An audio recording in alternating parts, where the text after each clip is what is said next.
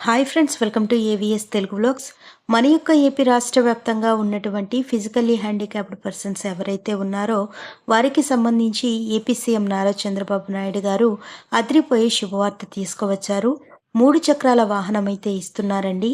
దీనికి సంబంధించి మీరు అప్లై చేసుకోవాలంటే విధి విధానాలు ఏంటి, ఎలాంటి అర్హతలు కలిగి ఉండాలి, సదరం సర్టిఫికేట్లో మీ యొక్క పర్సంటేజ్ ఎంత ఉండాలి, అలాగే మీకు ఎంత ఏజ్ అనేది ఉండాలి, అప్లై చేసుకోవడానికి ఎప్పుడు అప్లై చేసుకోవాలి, ఎలా అప్లై చేసుకోవాలి, పూర్తి సమాచారం నేను మీకు తెలియజేస్తాను.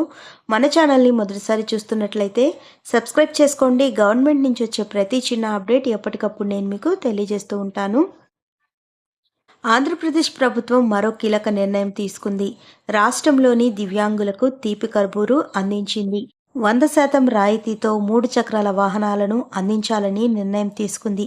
దీని గురించి ఏపీ సీఎం నారా చంద్రబాబు నాయుడు గారు ఇప్పటికే గ్రీన్ సిగ్నల్ ఇవ్వగా ఈ మేరకు సంబంధిత అధికారులు ప్రతిపాదనలు సిద్ధం చేస్తున్నారు.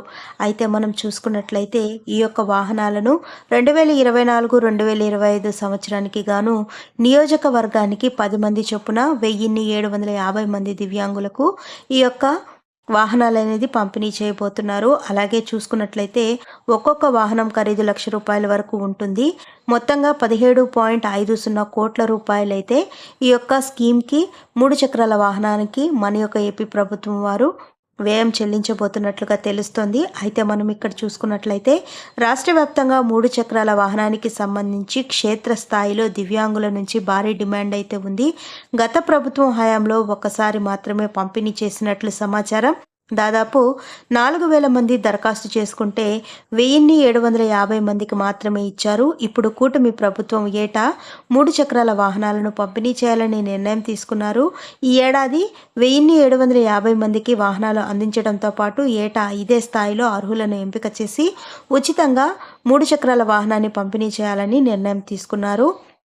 అలాగే మనం చూసుకున్నట్లయితే కనుక రాష్ట్ర వ్యాప్తంగా 3 చక్రాల వాహనం పంపిణీకి దివ్యాంగులు అర్హతలను ప్రభుత్వం తెలిపింది.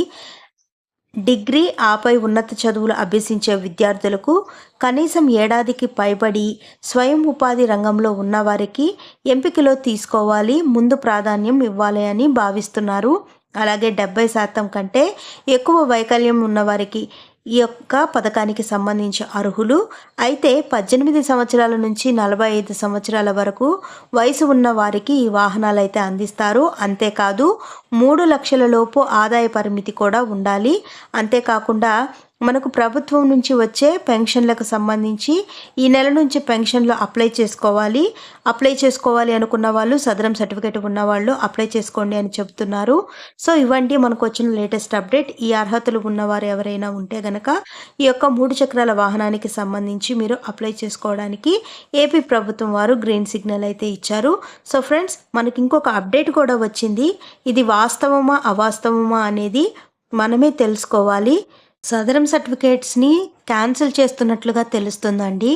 అయితే మనం ఇది క్యాన్సిల్ అయిందా లేదా అని ఎలా తెలుసుకోవాలంటే మనం మీ సేవలో కానివ్వండి, గ్రామ మరియు వార్డు సచివాలయంలో కానివ్వండి, మన యొక్క పెన్షన్ కార్డ్స్ తీసుకువెళ్ళి అది పనిచేస్తుందా లేదా చెక్ చేసుకోవచ్చు.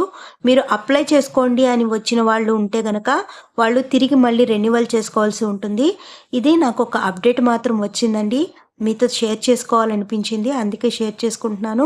ఇది అధికారికంగా అయితే ఎలాంటి వెబ్సైట్లో అయితే రాలేదు. తెలిసిన వాళ్ళ ద్వారా నాకైతే ఈ యొక్క ఇన్ఫర్మేషన్ తెలియడం జరిగింది. సో మీరు ఒకసారి చెక్ చేసుకోండి. లైఫ్ టైం ఉన్న వాళ్ళు కూడా క్యాన్సిల్ చేస్తున్నారు అని తెలుస్తుంది. నిజమో కాదో మనమే చెక్ చేసుకోవాలి. సో ఫ్రెండ్స్, చూసారు కదా, ఇదండి మనకు వచ్చినటువంటి లేటెస్ట్ అప్డేట్.